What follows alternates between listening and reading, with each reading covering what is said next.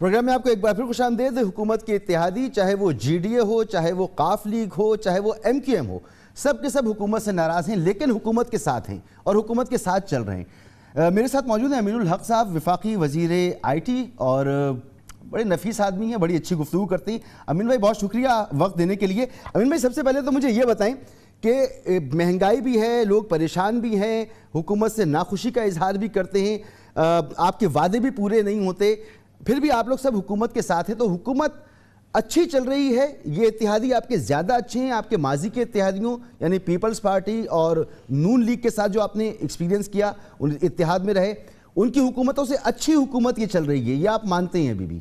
اب مسعود ایک ساتھ آپ نے میرا خیال 4، 5 اور 6 سوال ایک ساتھ کر لیا۔ نہیں، میرا ایک ہی سوال ہے کہ حکومت کیسی ہے، مطمئن ہیں آپ اس سے کارکردگی سے؟ میں کولیشن کے حوالے سے بات کر لیتا ہوں۔ کولیشن میں مختلف مواقع پہ جو ہمارا ایم او یو سائن ہوا تھا پاکستان تحریک انصاف کے ساتھ، میں سمجھتا ہوں اس پہ کچھ چیزوں پہ اب تک عمل ہو نہیں پایا، اور ایم کیو ایم کیا کر رہی ہے؟ ایم کیو ایم اس پہ خاموش نہیں بیٹھے، بلکہ ہر موقع پہ جب موقع ملتا ہے اس کو ریمائنڈر کرتی چلی آ رہی ہے۔ اگر ہم یہ دیکھتے ہیں حیدرآباد یونیورسٹی کے معاملات کو، تو اس کے سنگ بنیاد رکھی گئی ہے، اس کا چیزیں پروسیس میں چل رہی ہیں۔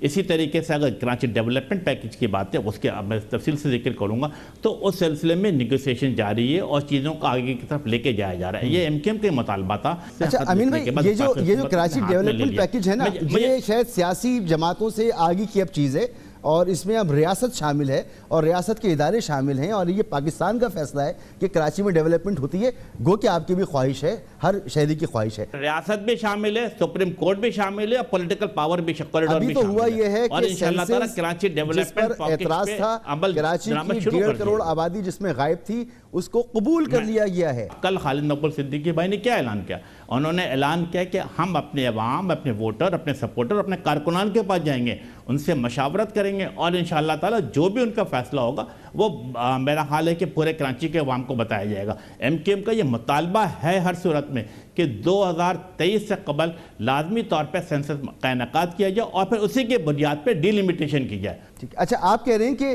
2023 سے پہلے شفاف مردم شماری کرانا اور اسے امپلیمنٹ کرنا، یہ آپ کا مطالبہ تھا، تو آپ کا مطالبہ اپنی جگہ موجود ہے۔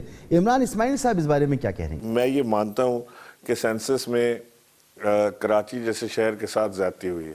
ہم نے پہلے دن جب ہمارے الیکشن جیتے تھے، ہم نے ایم کیو ایم کے ساتھ اتحاد کرنے جا رہے تھے، تو اس کاغذ پہ میرے اور ڈاکٹر عارف علوی کے دستخط موجود ہیں، جو عمران خان صاحب کی موجودگی میں معاہدہ ہوا تھا۔ اس میں یہ دونوں جماعتوں کی ڈیمانڈ تھی، یہ اس کاغذ میں لکھا ہوا ہے کہ دونوں جماعتیں یہ چاہتی ہیں کہ سینسس دوبارہ ہو جائے۔ وزیر اعظم سے بات ہوئی، میں نے ان سے اس کے اوپر تفصیلی بات کی، اور وزیر اعظم نے مجھے اس چیز کا عندیہ دیا، اور انہوں نے مجھے کہا کہ آپ بھی آگے بات کر لیں کہ 2022 میں ہم اس کی تیاری شروع کریں گے، اور 2023 کے انتخابات سے پہلے ہم اسے مکمل کر لیں گے، اور 2023 کے انتخابات انشاءاللہ جو ہے وہ نئے سینسس کے اوپر ہم کرانے کے قابل ہو جائیں گے۔ تو آپ اپسیٹ کیوں ہیں؟ جو بات آپ کہہ رہے ہیں وہی وہ بھی کہہ رہے ہیں، 2023 سے پہلے سینسس ہو جائے گا اور کریکشن ہو جائے گی، تو اپسیٹ کیوں ہیں آپ؟ کیوں عوام میں جانے کی بات کر رہے ہیں؟ کیوں معاہدہ توڑنے کی بات کر رہے ہیں؟ کیوں آپ لکھ کے دے رہے ہیں کہ ہمارے ساتھ غلط کر دیا؟ دیکھیں، میں سمجھتا ہوں گورنر صاحب کا یہ بیان ایم کیو ایم کے پریس کانفرنس کے بعد آیا ہے، تو یہ ایک بڑا خوش آئند بات ہے، اور ایم کیو ایم تو یہ مطالبہ کرتی چلی آ رہی ہے کہ 2017 کے سینسس پہ آپ کے علم میں ہے کہ قومی اسمبلی نے قرارداد پاس کرنے کے بعد ون ٹائم کے لیے الیکشن کرایا گیا تھا، 2018-25 جولائی کو ہونے والا الیکشن۔ اب ممکن نہیں ہے کہ اس کے اوپر الیکشن کرایا جا سکے، تو یہ گورنر صاحب کی بات یقیناً خوش آئند ہے، اور اگر جسے کہتے ہیں کہ وفاقی حکومت اسے کھل کر اعلان کر دیتی ہے، تو میں سمجھتا ہوں کہ کراچی کے عوام کی تو یہ خواہش پوری ہونے جائے گی کہ ہر صورت میں 2023 سے پہلے سینسس کا انعقاد کیا جائے۔ بہت بہت شکریہ امین الحق صاحب۔ یہاں پر ایک بریک لیں گے اور بریک کے بعد بات کریں گے۔ ایک طرف ایس او پی کی گردان، دوسری طرف جلسے۔ مرتضی وہاب صاحب ہمارے ساتھ موجود ہوں گے۔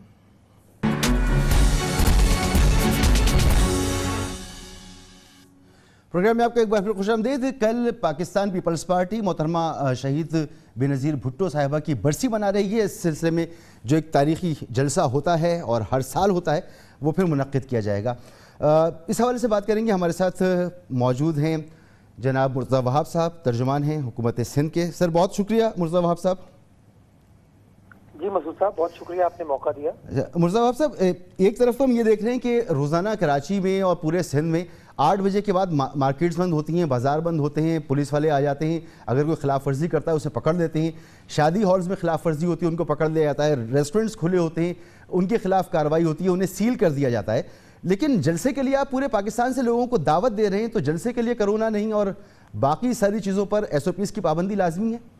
جی مسعود صاحب آپ نے بڑا اہم سوال کیا.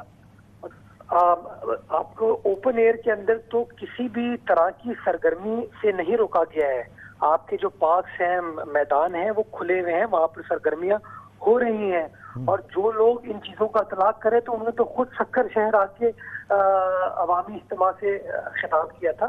میں گزارش آپ کے سامنے یہ کرنا چاہ رہا ہوں کہ چونکہ تمام سرگرمیاں تو چل رہی ہیں, آپ ماسک کو پہننا لازمی کر دیں. اگر آپ ماسک کو پہنیں گے تو آپ اس کی ٹرانسمیشن کو روکنے میں اپنا کردار ادا کر پائیں گے. بالکل یہ بات آ گئی. اچھا یہ بتائیں کہ کل کے جلسے میں مولانا فضل الرحمان صاحب شرکت نہیں کر رہے, یہ اطلاعات ہیں, تو مولانا فضل الرحمان صاحب خفا ہیں, ناراض ہیں, کیونکہ یہ خبریں ہیں کہ پیپلز پارٹی شاید استعفوں کے معاملے پر PDM کے ساتھ متفق نہیں ہے, یا کوئی اور وجہ ہے اس کی؟ مسعود صاحب میرے پاس کوئی حتمی بات کرنا تو میرے لیے پاسبل نہیں ہے. یہ بات آپ JUI کے کسی نمائندے سے پوچھ سکتے ہیں. لیکن ابھی ٹی وی پہ تھوڑی دیر پہلے میں JUI کے ایک اہم رکن راشد سومرو صاحب کو سن رہا تھا. انہوں نے یہ بات بیان کی کہ مولانا صاحب شاید کچھ ذاتی مصروفیات کی وجہ سے شاید شرکت نہ کر پائے, لیکن JUI کا وفد جو ہے وہ آئے گا شہید محترمہ بینظیر بھٹو کے مزار پہ اور خراج عقیدت پیش کرے گا ان کو اس جلسے میں. تو اگر کوئی ناراضگی ہوتی تو پھر JUI کا وفد بھی نہیں آ رہا ہوتا. تو میں سمجھتا ہوں کہ ان کے رہنما خود بیان دے چکے ہیں.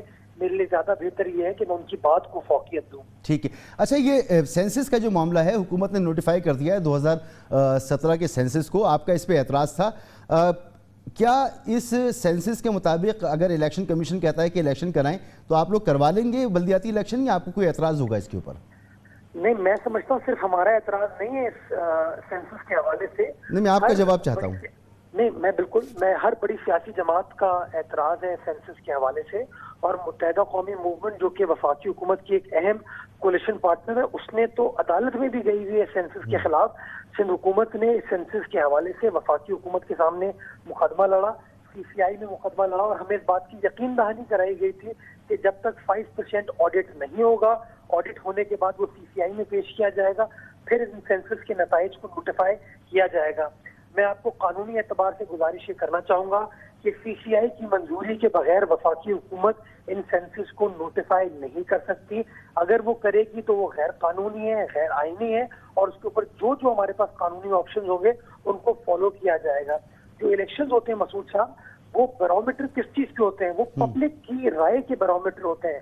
اور اگر پبلک صحیح تناسب سے اس ووٹرز لسٹ میں سینسس میں درج نہیں کی گئی ہے تو آپ مجھے بتائیے کیسے صاف اور شفاف انتخابات. تو کامن انٹرسٹ میں آپ مخالفت کریں گے؟